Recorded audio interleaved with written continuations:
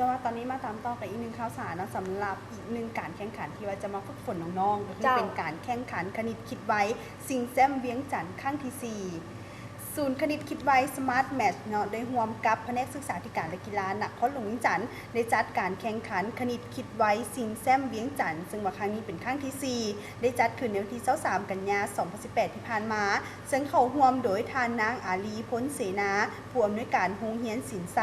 เพื่อให้เยาวชนลาวได้มีเวทีและก็โอกาสในการแสดงความสามารถทางด้านการคิดไล่เลขหรือว่าไล่คณิตศาสตร์และก็ทักษะในการคิดคำนวณเลขมีเวทีให้แก่เด็กน้อยได้ฝึกฝนการแสดงออกภายใต้แรงกดดันและกติกาของการแข่งขัน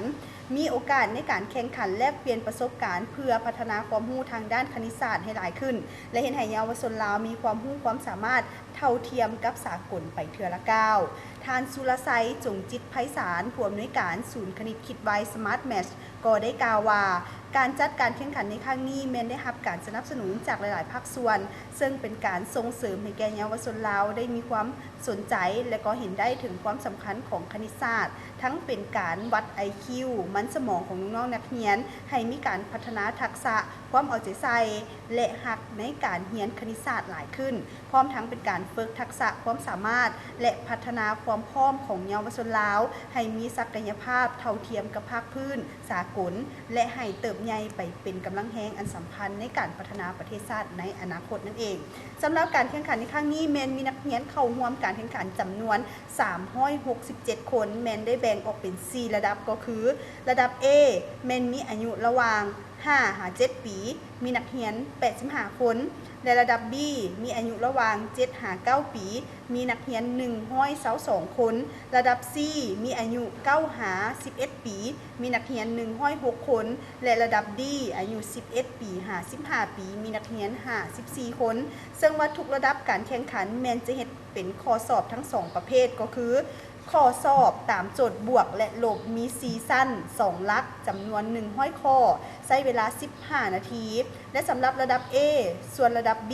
C และ D แมนจะใช้เวลาแมน10นาทีและทุกระดับแมนบอกคำปากเป่าตามโจทย์บวกและลบมีซีซั่น2หลักจำนวน50ข้อแล้วคัดเอาผู้ที่มีคะแนนสูงสุด1-3ก็คือผู้ที่ชนะเลิศที่1แมนได้รับเป็นขันรางวัลและทุนเรียนสมาร์ทแมทช์6เดือนเป็นมูลค่า3ล้านกีบชนะเลิศที่2ได้รับเป็นขันรางวัลและทุนการเรียนสมาร์ทแมทช์4เดือนเป็นมูลค่า2ล้านกีบและชนะเลิศที่3รับขันรางวัลและทุนเรียนสมาร์ทแมทช์2เดือนเป็นมูลค่าเงิน1ล้านกีบรวมเป็นทุนเรียนสมาร์ทแมทช์ทั้งหมดแมน24ล้านกีบและผู้ที่ว่าเข้าแข่งขันทุกๆคนแมนจะได้รับเป็นเหรียญรางวัลสมเสยนั่นเองสำหรับผลการแข่งขันระดับ A ชนะเลิศแมนได้แก่น้องนางพรณภาศรีสมบัติได้149คะแนนในคะแนนทั้งหมดแมน150คะแนนถือว่าเก่งขนาดลุดมาเพียงแต่คะแนนเดียวเท่านั้นก็ได้เต็มแล้วเนาะ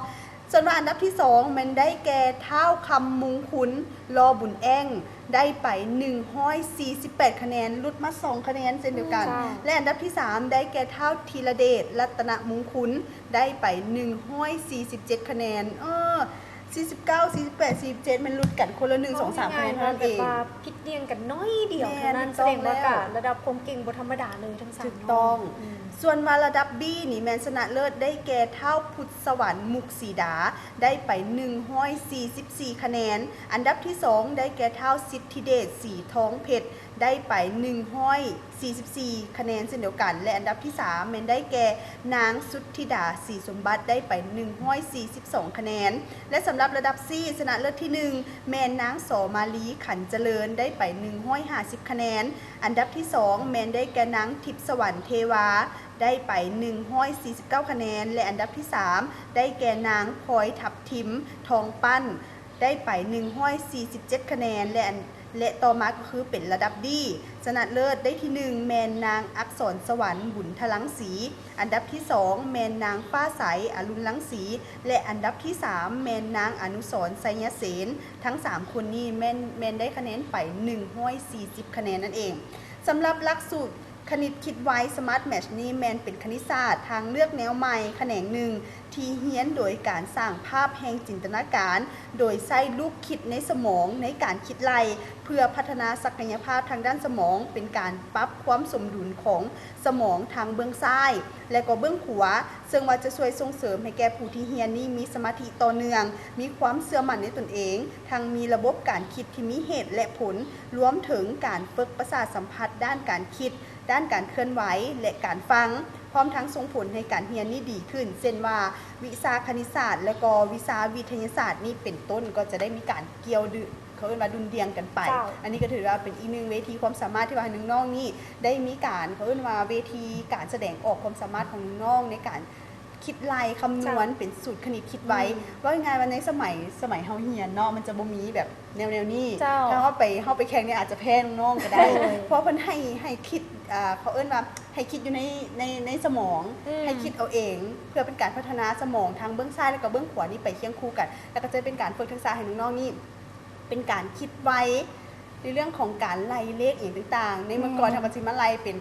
ไล่บางสูตรใส่เนาะที่ใช้กัน กดเจียแล้วก็มาคูณนี่แต่ว่าอันนี้นี่ดีได้คนจะฝึกหนึ่งมาฝึกการจื้อจำพร้อม แล้วก็ฝึกการเรียงลำดับความเป็นระเบียบพร้อมเพราะว่าต้องได้จื้อนั่นแล้วมาบวกนี่ถือว่าถ้าฝึกตอนนี้ไปจะเป็นคนที่มีระเบียบแล้วก็หัวไวอีกแล้วก็เป็นการไล่ลูกคิดเขาจะเห็นบอส่วนคนชาวจีนสมัยตะกี้เนาะไล่ลูกคิดแล้วก็มีการจื้อกันในหัวซื้อสมัยเฮียนมันจะบ่มีในการสอนให้คิดไล่แบบนี้แต่ว่าในปัจจุบันนี้เพิ่นนำออกมาให้น้องๆได้มีการฝึกฝนในเรื่องของการไล่เลขแบบเป็นสูตรคณิตคิดไว้ในการสอนเพิ่นก็จะมีเขาเอิ้นว่าเป็นสูตรของเพิ่นน่ะเนาะแล้วน้องๆก็จะได้มีการจื้อแล้วก็มีการไปแข่งขันกันในมื้อดังกล่าวนี้ถือว่าน้องๆนี่เก่งหลายเพราะแต่ละคะแนนที่ว่าน้องๆนี่ได้ไปอันดับ1อันดับ2 อันดับ3ลุดลื่นกันน้อยเดียวเท่านั้นเองก็ต้องขอแสดงความยินดีนำพ่อแม่ผู้ปกครองที่ว่าได้ลูกเก่งอีหลีเนาะเนาะอันนี้ถือว่าเป็นอีกหนึ่งเวทีความสามารถให้น้องๆนี่ได้แสดงความสามารถกันก็คือเป็นการแข่งขันคณิตคิดไว้ซิงแซมเวียงจันทร์ครั้งนี้นี่เป็นครั้งที่4แล้ว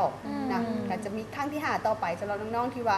ฝึกฝนในครั้งนี้อาจจะไม่ได้รางวัลบ่เป็นอย่างก็จะได้มีเหรียญชมเชยให้แต่ว่าครั้งต่อไปนี่เอาให้ได้ที่1เจ้าเนาะก็หวังยังว่าโครงการปีนี้ถ้าน้องๆแพลนที่ว่าอาจจะพลาดโอกาสเนาะให้พยายามมันฝึกตัวเองอย่าให้ปะละเรื่องของด้านการเรียนหรือว่าการเอาใจใส่ทางด้านนี้ปีต่อไปอาจจะเป็นพวกน้องก็ได้ที่ว่าจะได้แซมเจ้าเนาะนี่ก็ถือว่าเป็นอีกหนึ่งโครงการดีๆเพื่อเสริมสร้างความคิดและกับความสามารถของบรรดาน้องๆนั่นเองเนาะแต่ว่าตอนนี้ไปพักกันก่อน